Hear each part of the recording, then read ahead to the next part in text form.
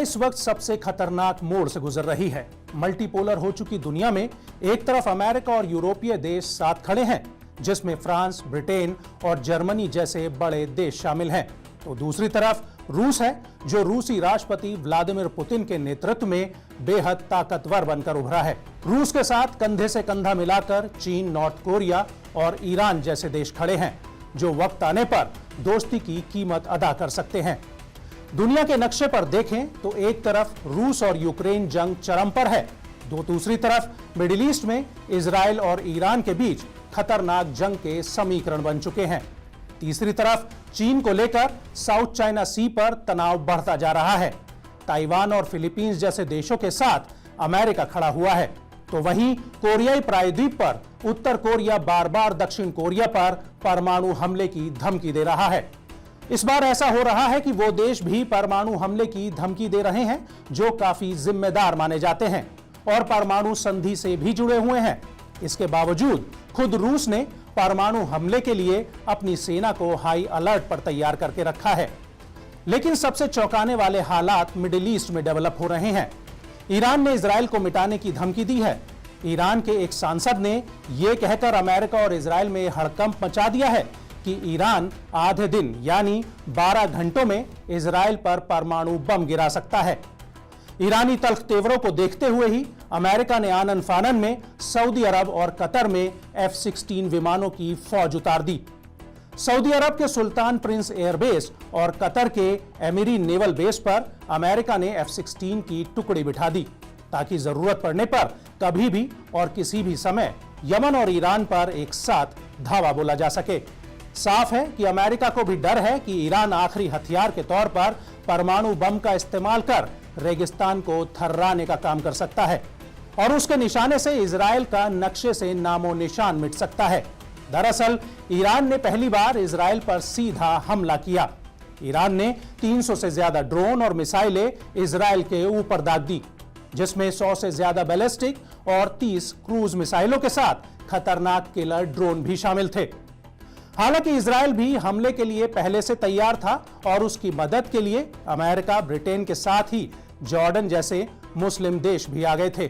नतीजतन इजराइल ने एक बड़े हमले को काफी हद तक नाकाम किया, लेकिन अब ईरान और इजराइल के बीच बदले की आग ठंडी नहीं पड़ी है। यह भड़कने से पहले सुलग रही है।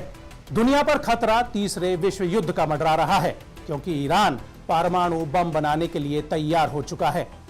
संयुक्त राष्ट्र के हथियार पर्यवेक्षकों के मुताबिक ईरान के पास 12 परमाणु बम बनाने का यूरेनियम इकट्ठा हो चुका है। परमाणु बम में यूरेनियम की वजह से ही चेन रिएक्शन होता है और महाविनाशकारी विस्फोट होता है।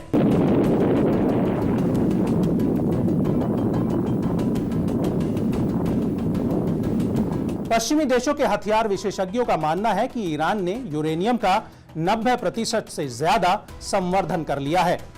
अमेरिका के मशहूर भौतिकी वैज्ञानिक और हथियार विशेषज्ञ डेविड अल्ब्राइट का कहना है कि ईरान धरती पर प्रलय लाने वाले हथियार बनाने के बेहद करीब है।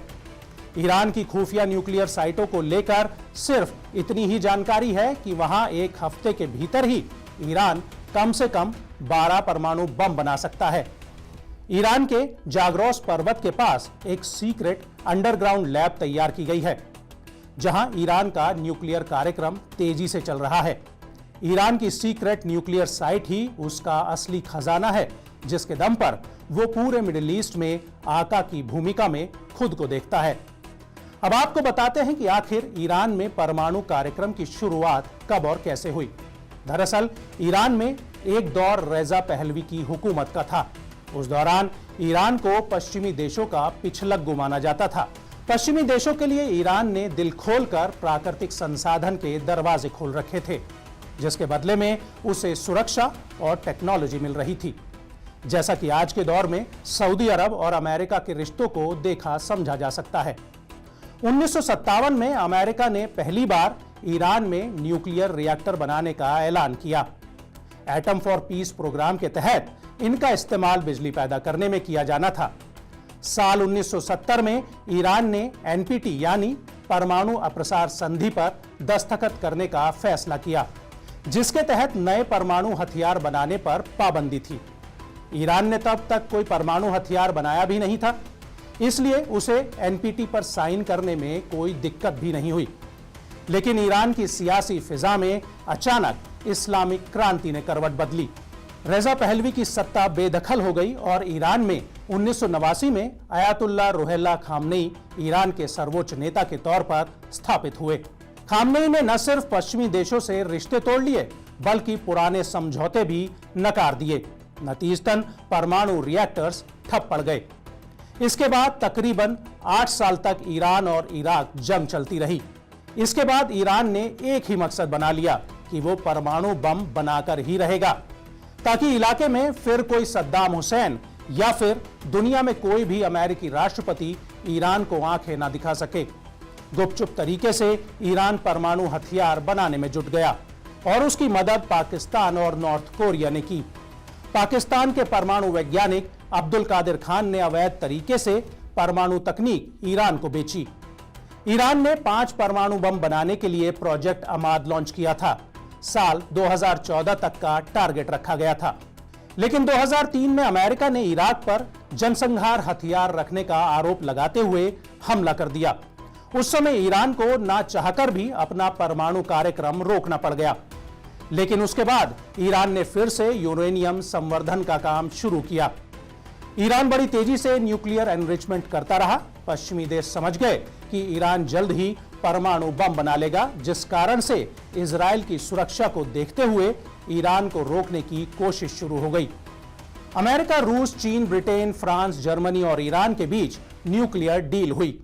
ईरान ने डील पर साइन किए, जिसमें शर्त थी कि ईरान अपने न्यूक्लियर प्रोग्राम में इंटरनेशनल एजेंसी को निगरानी की छूट देगा और अगले 15 साल तक यूरेनियम को 3.67% से ज्यादा एनरिच नहीं करेगा। साथ ही न्यूक्लियर प्लांट्स की क्षमता भी कम करेगा। बदले में ईरान पर लगे तमाम आर्थिक प्रतिबंध हटा लिए गए। लेकिन साल 2018 में इजराइल ने ईरान को झटका दिया।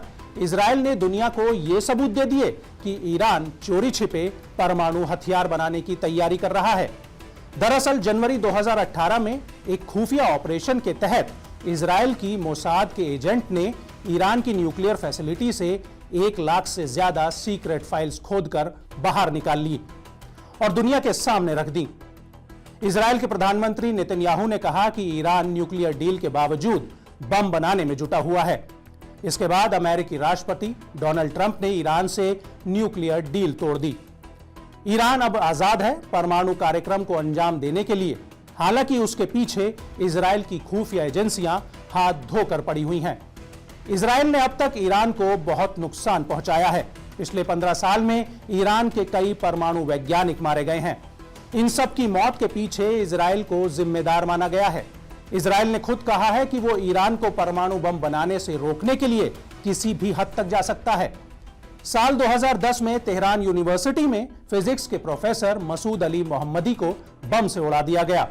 वो ईरान के न्यूक्लियर प्रोग्राम के बड़े कर्ता धर्ता थे। इसी तरह 2010 में ही तेहरान में एक कार धमाके में ईरान के न्यूक्लियर इंजीनियरिंग के प्रोफेसर माजिद शहरियारी की मौत हो गई। इसके ठीक 2 साल बाद 2012 में तेहरान में ही ईरान के न्यूक्लियर साइंटिस्ट मुस्तफा अहमदी रोशन की कार बम से उड़ा दी गई। 4 साल पहले ही नवंबर 2020 में ईरान के परमाणु वैज्ञानिक मोहसिन फखरीजादे की हत्या कर दी गई।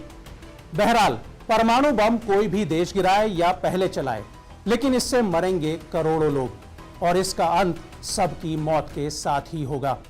इसलिए तब यह फर्क नहीं पड़ेगा कि पहले किसने चलाया, लेकिन जो महाविनाश होगा उसकी कल्पना भी नहीं की जा सकती। अमेरिकी सेना पर कई किताबें लिख चुकी एनी जैकबसन लिखती हैं कि अगर रूस और चीन परमाणु हमला करते हैं तो अमेरिकी राष्ट्रपति के पास सिर्फ 6 मिनट का समय होगा परमाणु हमले पर फैसला लेने का। तो वो ये भी लिखती हैं कि परमाणु बम फूटने के बाद 300 मील प्रति घंटे की रफ्तार से पिघला देने वाली हवा चलेगी और लोग मशरूम बादलों में समाते चले जाएंगे। ऐसे में दुनिया की सांस अटकी हुई है कि अगर ईरान ने परमाणु बम बना लिया तो फिर इजराइल का क्या होगा।